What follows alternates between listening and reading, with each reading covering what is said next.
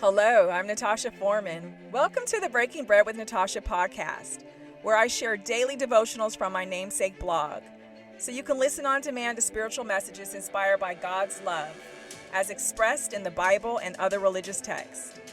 You can read along at breakingbreadwithnatasha.com or sit back and take in the word.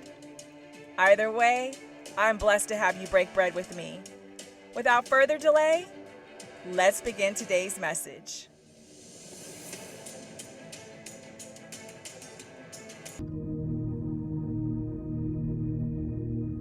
Welcome, Breaking Bread family. This is Natasha Foreman. Thank you so much for joining me today. Let's focus on Proverbs 13, lines 3 to 6. The translation that I'm reading says, "The one who guards his mouth protects his life. The one who opens his lips invites his own ruin. The slacker craves yet has nothing, but the diligent is fully satisfied.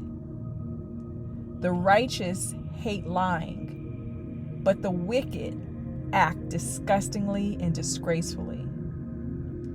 Righteousness guards people of integrity, but wickedness undermines the sinner."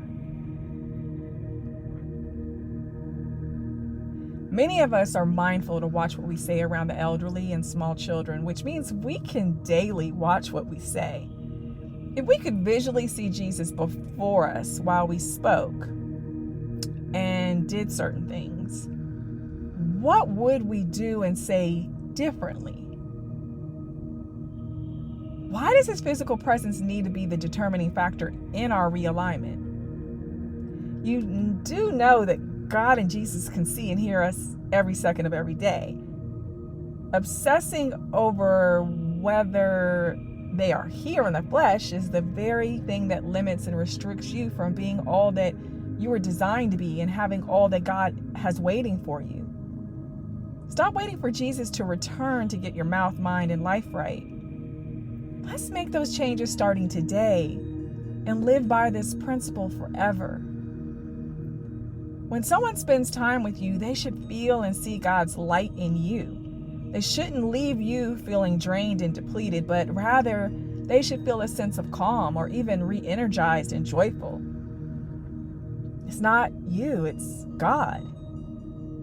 But when you make it about you, that energy is draining for you and others. Have you noticed how when you lead people, you can sense their energy shift? You can tell by how quickly they're trying to either wrap up your conversation or continue it. You know when you have made a positive deposit into them. You also know if you have emotionally poo-pooed on someone. Are you dumping your mess onto others? Do you spend your days whining and complaining, seeking attention from others? Are you slacking and not pulling your share of the weight in a work or personal relationship? Do you make it a habit of lying and deceiving people and try to justify it? Do you live your life with integrity, or are you known to be a backstabber, crooked, and untrustworthy? Look inward and pray, and then turn your junk over to God. Don't stew in it. You've already been doing that. Hence why you've been dumping and splashing it on others. Trust me, God doesn't want you walking around shaming and comparing yourself to others. He does want you to reflect Him. So when you don't, rather than verbally and mentally beating yourself up, just turn to Him for realignment. Fill up on His peace and joy so that you can pour them into the places you go and the people you spend time with. And one last thing I want to reflect on. Sometimes our desire to help others, to save and rescue others, can be counterproductive, and that's because we're not equipped or don't have the autonomy to tackle those issues. And sometimes God hasn't asked us to do anything other than seek, speak, embrace, and reflect His loving light. If you always seek His counsel, then you won't find yourself confused or caught up in drama. Remember that. So let's take a moment to pray.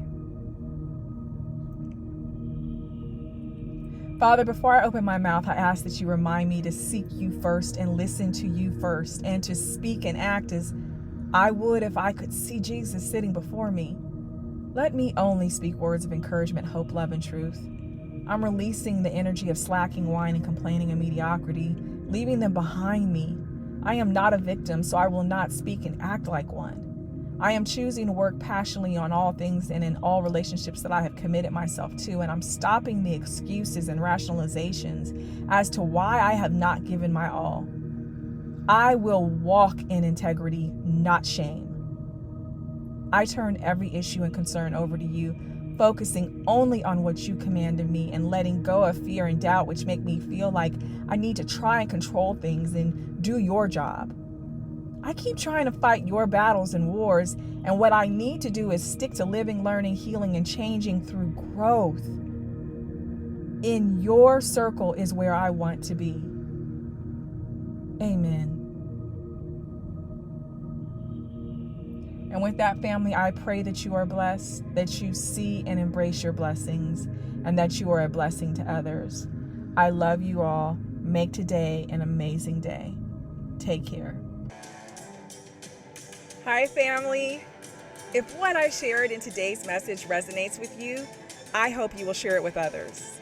Feel free to leave positive comments and reviews on my site, breakingbreadwithnatasha.com, and through whichever podcast provider that you're listening to me.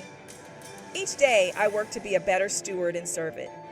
I hope you will join me in sharing God's love and truth and rebuking the enemy's lies. Now go out there and make today an awesome day. I love you all.